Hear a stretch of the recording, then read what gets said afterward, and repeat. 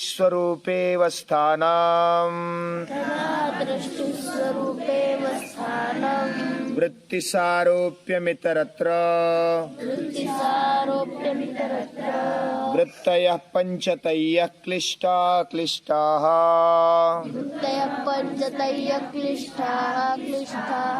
वृत्तयः पञ्चतयः क्लिष्टाः।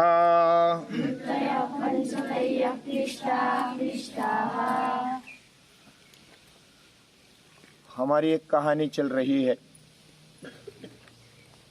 और दो विद्यार्थी तपोवन से घूमने के लिए आ गए हैं।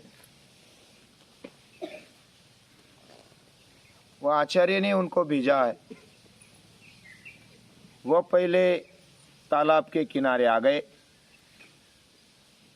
उधर चित्त या तो अंतःकरण और हमारी वृत्तियों के बारे में उन्होंने समझ लिया। गपशप लगाते थे, निसर्ग का सौंदर्य भी देखते थे।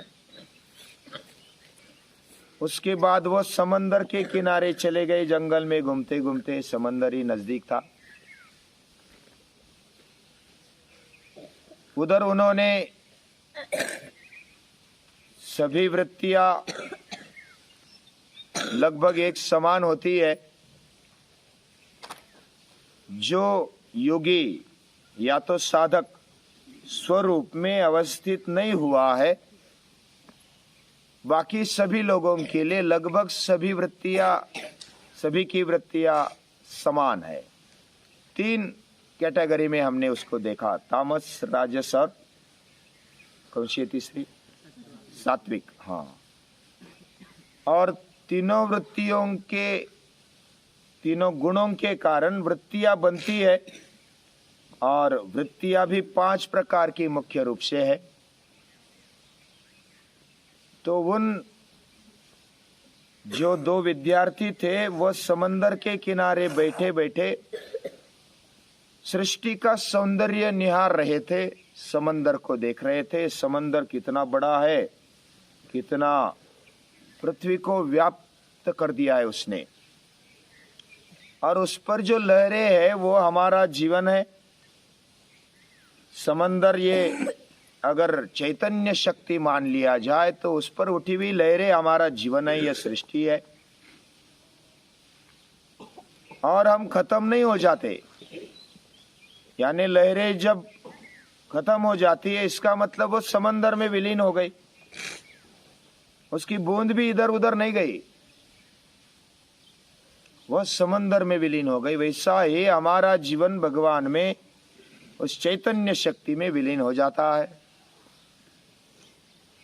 हम तो बस ये शरीर लेकर पंचमहाभूतों के वेव्स बन करके हम इधर आए हैं। तो इस प्रकार उनकी बात चल रही थी, जो आचार्य बता रहे वही हम चर्चा कर रहे और समझ ले रहे। बहुत बढ़िया।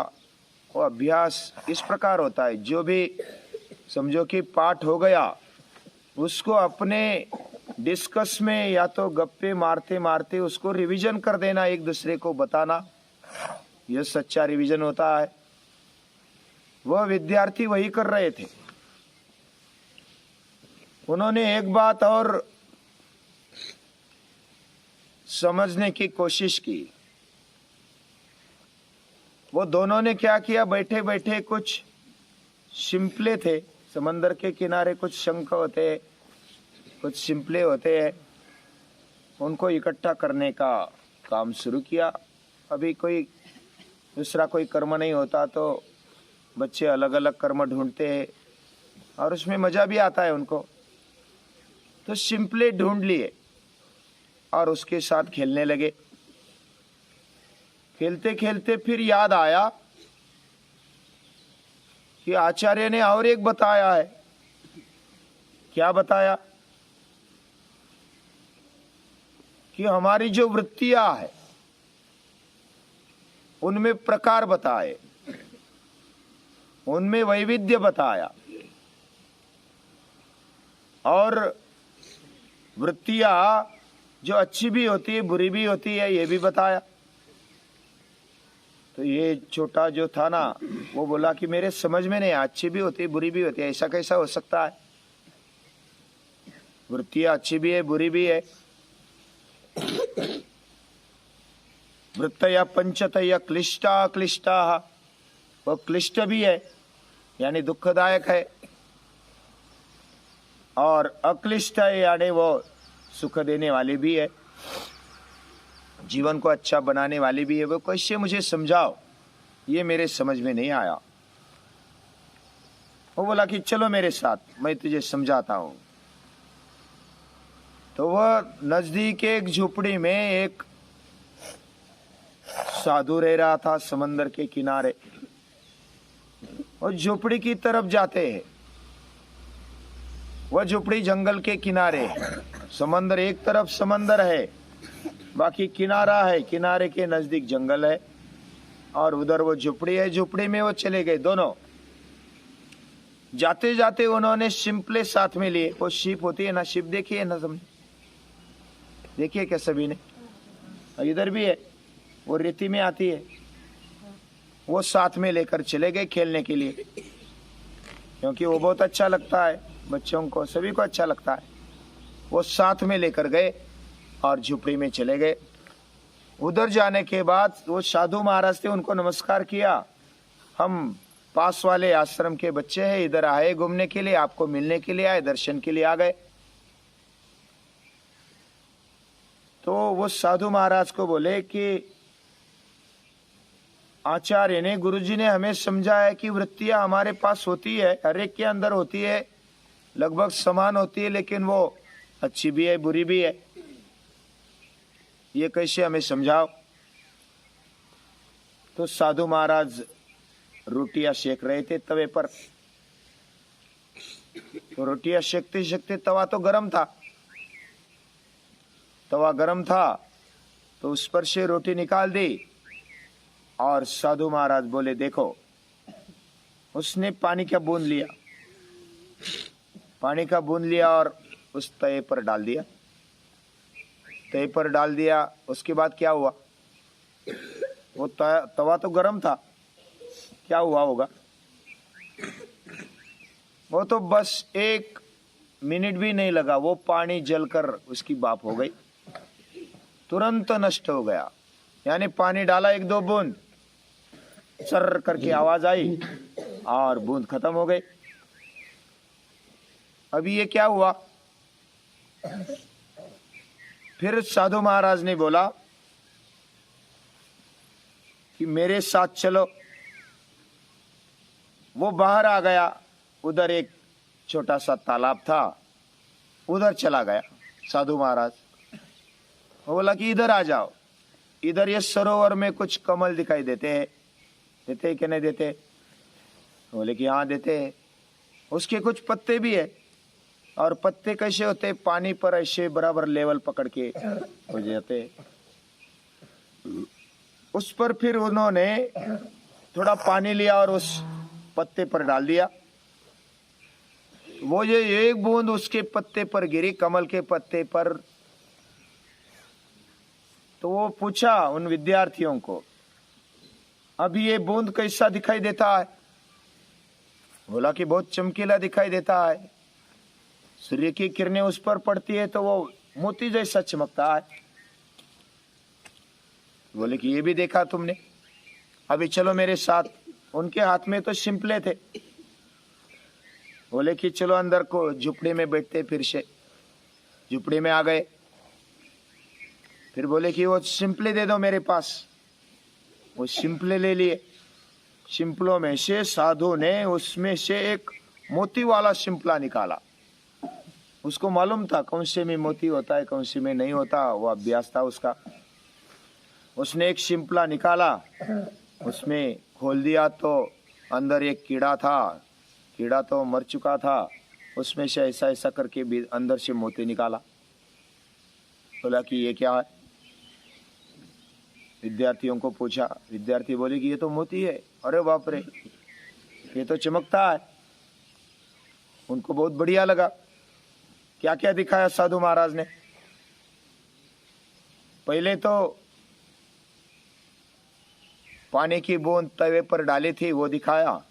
उसके बाद साइड में गए सरोवर के नजदीक, उधर क्या दिखाया?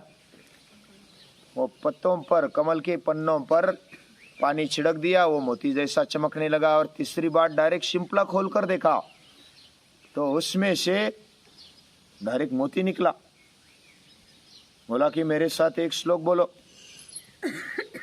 संतप्तायसि संस्थितस्य पयसो नामापि न ज्ञायते।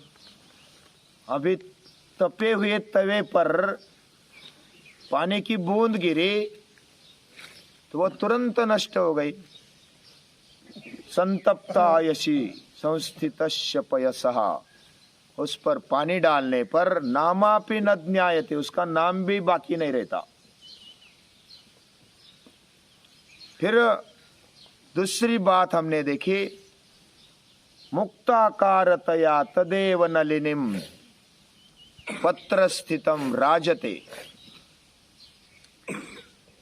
वो मोती जैसी बूंद चमकने लगी, किधर? कमल के पत्तों पर। मुक्ताकारतया तदेव नलिनीम मुक्त पद्म स्थितम पत्र स्थितम जायते। वो राजते, उधर चमकने लगी, सुशोभित होने लगी, पूरे पन्ने को और अपने आप को सुशोभित करने लगी। वही बूंद है। वो बूंद किधर गिरी? तवे पर गिर गई, वो तो नष्ट हो गई। दूसरी बूंद गिरी, वह कहाँ गिर गई? पत्तों पर गिरी, वो तो चमकने लगी मोती जैसी। और तीसरी, स्वात्या सागर शुक्ति मध्य पतितम सन्मौक्तिकम जायते। स्वात्या यानी स्वाति नक्षत्र का जो बूंद होता है ना, पानी की बूंद, वो अगर समंदर में गिरती है और वो सिंपले में जाती है तो उसका मोती बन जाता है। और ये मोती तुमने समंदर से लाया ना, वह स्वाति नक्षत्र में गिरी हुई बूंद, ये पानी की बूंद है, उसको उस कीड़े ने पिया और उसका मोती बना दिया। यानी एक ही बूंद, हमारे अंदर मन तो एक जैसा ही होता है, उसको जिसको जैसी संगत लग जाती है वो वैसा बन जाता है, बुरा बन जाता है, अच्छा बन जाता है। उसके अंदर जो भी चित्त वृत्तियां उठती है, जो मन जो चित्त जैसा विचार करेगा, जैसे विचार लाएगा अपने मन में, अच्छे लाएगा बुरे लाएगा, वैसा ही वो बनेगा। और इसलिए स्वभाव अलग अलग बन जाते। चित्त वृत्ति अक्लिष्ट भी है, अक्लिष्ट भी है। तो अक्लिष्ट कौन सी हो गई? अगर हमारी विचार, हमारी चित्त वृत्तियां अगर प्रेम की है, दया की है, करुणा की है, प्रामाणिकता की है, तो वह अच्छी बन जाती है। वही चित्त वृत्तियां अगर गुस्से की है, द्वेष की है, राग की है, या तो तिरस्कार की है, वही हमारे मन में अगर उठ गई, गाली देने की अगर भावना हो गई, जो अलग अलग भावनाएं हमारे चित्त में उठती है, जैसी भावना उठती है, जैसी भावना की हम संगत करते हैं, जैसे विचारों का हम साथ देते हैं, उसी विचार का हमारा चित्त बन जाता है और वो गलत बन जाता है, कोई अच्छा बन जाता है। तो इस प्रकार भेद होते हैं। उनकी तो ट्यूबलाइट जल गई, वो बोल रहे थे कि हमारे समझ में नहीं आ गया, तो उनको छात्रों को, विद्यार्थियों को बहुत ही अच्छी तरह से समझाया उस साधु पुरुष ने। उन्होंने नमस्कार किया और उधर से चले। बहुत अच्छा, बढ़िया, आपको नमस्कार है, फिर से आपने बहुत बढ़िया समझाया। और ये 5 प्रकार कौन से है, ये उस विद्यार्थियों ने फिर बातचीत करना शुरू किए। वृत्तय पंचतया क्लिष्टा क्लिष्टा, ये जो क्लिष्ट है, अक्लिष्ट है, यहाँ तक तो समझ में आ गया है, लेकिन 5 वृत्तियां कौन सी है? तो बोला कि अगला सूत्र है उसके लिए। कौन सा है? प्रमाण विपर्यय विकल्प निद्रा स्मृतयः। लेकिन हम अभी इसको समझने में ज्यादा देर लगेगी, तो हम अभी बहुत देर हो गई, हम अभी जाते हैं आश्रम में, आचार्य के पास जाते हैं, वो भी हमें ढूंढने के लिए आ सकते हैं। हमें बोला था कि आप घूम कर आ जाओ, जंगल में होकर आ जाओ। तो हम आ गए, लेकिन समय हमारा हो गया, अभी हमें चलना चाहिए। तो दोनों चल दिए। किधर चल दिए? आश्रम में चल दिए। तो उन दोनों में जो भी बातचीत चल रही है वह योग शास्त्र समझते हैं। उन्होंने एक एक करके बहुत अच्छी तरह से समझा। ये जो हमारे मन में चित्त वृत्तियां उठती है, वह चित्त वृत्तियां, उस पर ध्यान देना चाहिए। वह समंदर के लहरें जैसी है। हमारे अंदर जो भी विचार आते हैं, भावना आते हैं, कभी कभी अलग अलग ऐसी कल्पनाएं उठती है।